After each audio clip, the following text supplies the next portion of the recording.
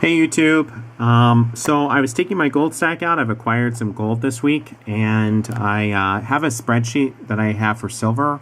My silver stack kind of outlines, inventories it all. What items I have, how many ounces, what I paid for those items. Here, I'll actually show you. So I wanted to create one of these spreadsheets for my gold. I didn't have one yet, and I've only been stacking gold since April 1st, and I've already gotten close to 4 ounces. But you can see I've got on my spreadsheet the name of the product, where I bought it from, how many ounces, the quantity of, how many did I buy or how many do I own, the price I paid for each, and then when it was last updated, the number of total ounces. So in about a month I've acquired 3.85 ounces, and it's cost me $5,400 to do that. Cost per ounce $1,410. So I need to work on getting those premiums down. I'll show you what I've been buying. So I added 3 of these this week, these 1/10 gold eagles, and I love these. I know I pay a higher premium than if I would have just bought half an ounce, because I bought half an ounce of gold this week. But I like the fact that these are easier to sell. You can sell these to a business, an individual, either one. They can write you a check for 150 bucks. It's not that big of a burden on the buyer. So these are really easy to sell. If you only need a few bucks, and instead of liquidating a whole ounce, you can liquidate, as many of these as you need. So that's also a big reason why I stick with the 1/10 of an ounce gold pieces. I would rather have many of those, many of these than, having everything locked in one big coin. I want to get 20 of these. So knowing me, I'll probably have 20 by the end of the month in total. So I bought 3 of them this week, $144 a piece. So still less than what APMEX was selling them for at the time I acquired them from local coin shops. These are from 1999. I bought one here from This is from 2000. I bought another one from a local coin shop, and I bought another one from a local coin shop. So altogether, I have half an ounce here. So I want to get up to 20, and I'll probably pick up 5 more here in a week or so, and just probably work up my way five at a time. So these are beautiful coins. Show you one here. I'm sure you guys have all seen these. This is nothing new. These are beautiful coins, and great way to buy gold. I also bought from APMEX. When I was first starting to buy gold, I just wanted to see what it looked like. I'd seen gold, but never in bullion, type designs. I bought a 1 gram gold bar, 4 nines fine, and boy, I thought this was going to be a lot bigger when I got it. I didn't expect like a huge bar or anything, but I expected it to be a little bit bigger. But I put them in these capsules because these things are small. And this is a $50 piece here. That's a $50 piece. You lose this, you're at 100 bucks. And I certainly don't like to lose money, especially like that. Not, losing it, can't finding it type loss. I don't like that. Not for me.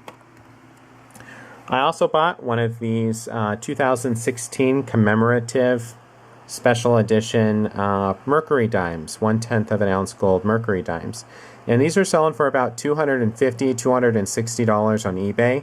I got a good deal on mine. I made a guy an offer, and he accepted it, and paid less than what they were going for. And this is a really cool coin. I have the original airtight in the box that it came with, and I have the box put away. But I wanted to enjoy this, when I wanted to look at it, I didn't want to have to break open the box. So I moved the coin over to a new airtight. And beautiful coin. Everybody always says, anybody I show my gold to, they always say that this is the coolest coin I have. So well worth the money if you don't have it.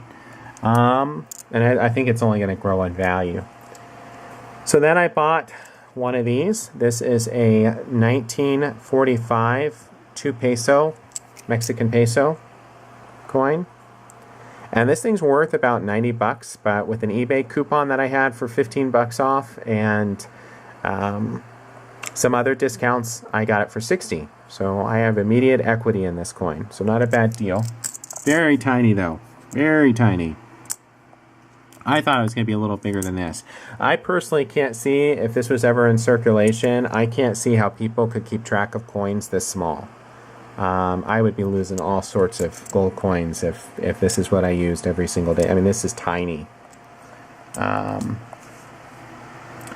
so then I bought one of these 5-gram Atmex bars. This was my third purchase of gold after the 1-gram bars. And it's bigger than the 1 gram for sure, but still not bigger than the ounce gold coins. If this is all you can afford though, this is a great little bar. I mean, it's sizable, gives you some substance to look at. 5 grams, 4.9's fine. This is a $250 piece or so. And I keep it airtight. Like I said, I just don't want to lose my gold. I'd rather have it in an oversized container, knowing that it's not going anywhere. Alright, so this is probably my favorite gold piece. This is a 1 ounce gold buffalo. And I tell you, I mean, this is really a beautiful color. This is what gold to me is supposed to look like. And my airtight has something on it, evidently. Beautiful coin. Beautiful. I mean, I love this coin. I want to get the proof version. So, maybe one day. But this is a beautiful coin. I don't know if I'll ever get rid of this. They say not to become emotionally attached to your bullion, but this is one I just love this coin. It's really neat. So, if you're getting into gold, I'd certainly suggest, when you're able to afford it, to buy at least one of these guys. You know, even if you're going to go with the 1/10 ounce of a route, this is definitely a good coin to have. A beautiful coin. Perfect example of what gold is supposed to be. Then I bought a 1 ounce gold eagle from Atmex.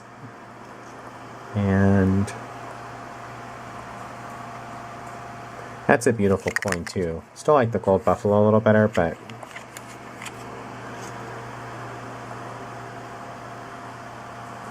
it's a nice coin. I bought a 1/2 ounce. I kind of just was curious. I wanted to see what these will look like. They don't look too much different than the 1 ounce.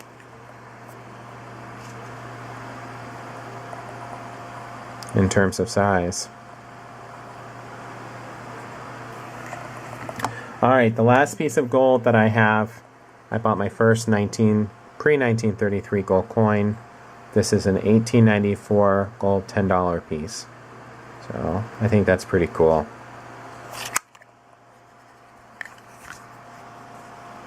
Now, there's a reason I bought this. I know it doesn't even have 1/2 ounce of gold or anything like that.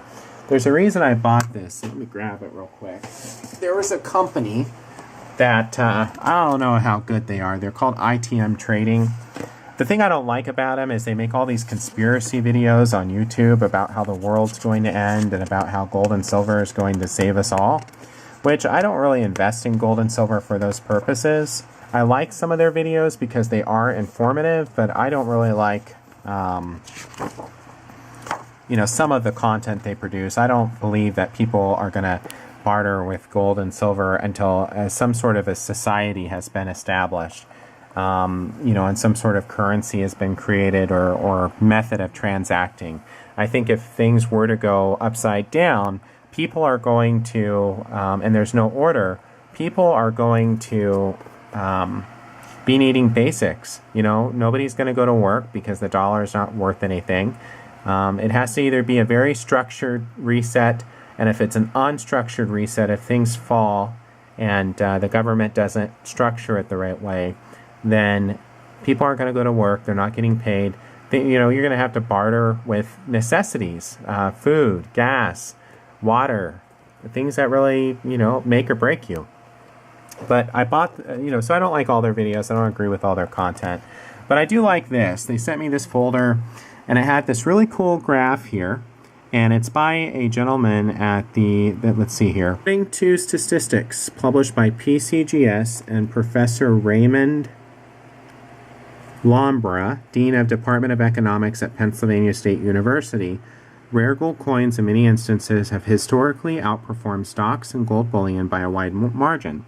And they show this graph. Compare a $10,000 stock market investment made in 1971 to the same investment in gold bullion and rare gold coins. So if you can see here at the bottom, there is your $10,000 investment across the board. You have the stock market, you have silver, you have gold bullion, you have common date gold coins, and then you have mint state rare gold coins.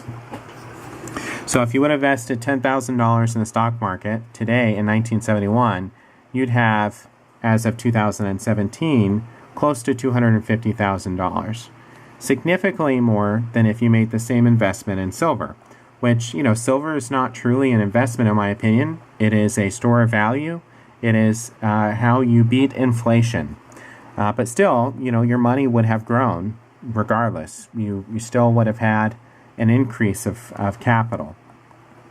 And then gold bullion, you can see how much more it has grown since 71 to 2017. You'd have about $350,000. And then in common date gold coins, you'd have about $600,000. My gosh, why couldn't I have been live in 1971 and known this information then? Or why my parents did not invest in gold? Geez.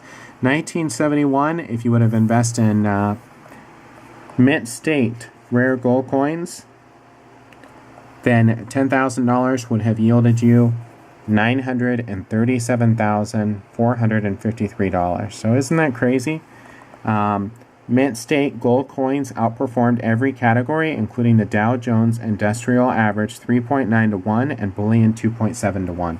So I really like seeing information like this. I really, really like, I like the stacking videos and everybody showing off the cool little things that they bought. But there has to be some purpose behind why everybody is doing it. You're either doing it to collect, you're doing it to show off to everybody on YouTube, or you're doing it to beat inflation and or invest. I'm an investor. I buy cool things that I think are going to gain value over time, either because of their collectability or because of their bullion value. I try not to get emotionally attached to any of my items, and I try to make the best purchasing decisions I can, primarily focused on buying items with equity. I'll give you an example of that. This I bought with equity. I paid $60, but the coin right now is worth $80 to $90 on the internet. I made money just by acquiring this piece, and as time continues, as time elapses, this is just going to increase in value. This was a fantastic, I'm going to consider this an investment because I walked into it with equity. So, I like seeing charts and graphs like that. But, I'm not going to bore you guys anymore with what I like. I just thought I'd share that with you and share the spreadsheet that I have. I think everybody needs to have some sort of accounting of their gold and silver. And I think it's really important. In fact, I'm researching how to show this as an asset in my overall portfolio in various different ways. But I won't get into that. Anyway, you guys, thanks for watching, and I'm sorry my camera sucks. My new camera hasn't come yet, but I didn't want to wait to make this video. So have a good one. Bye.